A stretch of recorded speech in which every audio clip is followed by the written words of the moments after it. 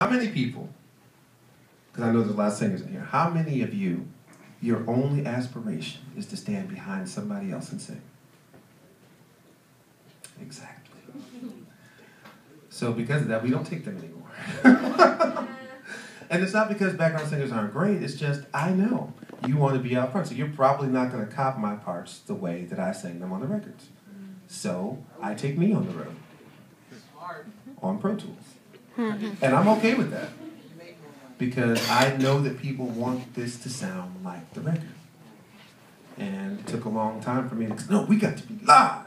That's what I am. I'm a musician. Yeah, okay. Shakespeare, sit down. Because I saw how other people did it. I was like, wow, that sounds awesome. How are they doing that? You got Chris and Tyrone up there.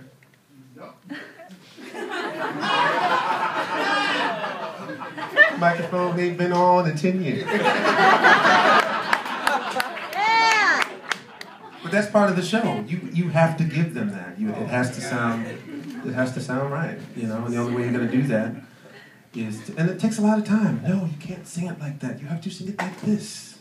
Then they think you're an asshole. Because I am. Only assholes want it to be done correctly. And they're gonna stay on you until it is done correctly. And it's harder to do that way, but that's what it is. I'm sorry, did I answer the question?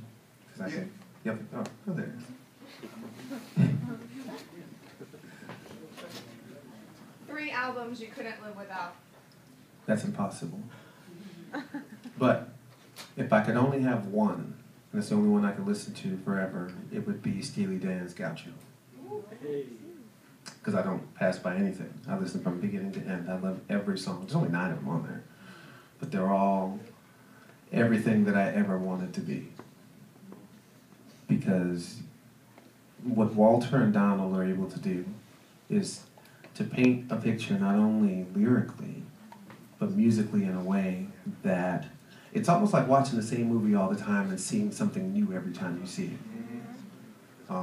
What you hear is not what you hear till you actually sit down to shed it.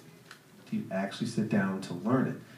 Pretty much everything else, I could call out the changes as they're going by, no matter what it is. Not them, because the keyboard player's playing one thing, the guitar player's playing a different figure, the other keyboard player's playing something else. In some kind of way, it all fits. And it just makes you understand that there's something better than yourself that you should be trying to achieve. Perfection.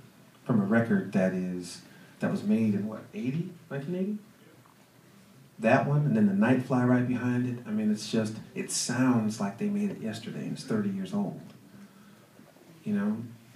I think that one of the greatest compliments also are when people do love these songs and they tell you how that song, you know, when my husband died, I played When the Chariot Comes over and over. I played Home, and it's the only thing that got me through that hard situation. Or we walked down the aisle to your song. Music should be the soundtrack of your life. It should be, and we've gotten away from that. Music is now the soundtrack of your night.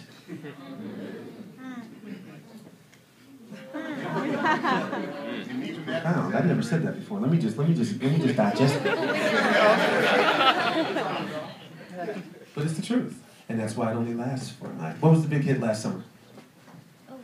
What was the big one? Party Rock. Party Rock. Last summer. No, it wasn't. I don't even know what it was. But Don't Stop Till You Get Enough, come on. Or PYT. You know, there's a difference. There's a difference in the way, and you can see it in the club. When that other stuff is then everybody's up, and the music industry has forgotten about that. And you know, some kind of way we got to get it back, because it's not. If we don't, it's going to be gone, and everybody's going to be like, "What happened to the music?" Is what they're saying now. This room is filled with people who can make a difference. You can, because I know you're all musical. I heard it. You wouldn't be here if you weren't. I didn't come here. I didn't think I had what it takes. I didn't read. Everything I do is, you know, just what I've taught myself. I didn't want to be embarrassed when I got in the class. I was like, well, here's a sheet music, because I didn't have my mom there to play it for me first like I did in stage band. Stage band director thought that was the greatest sight reader ever.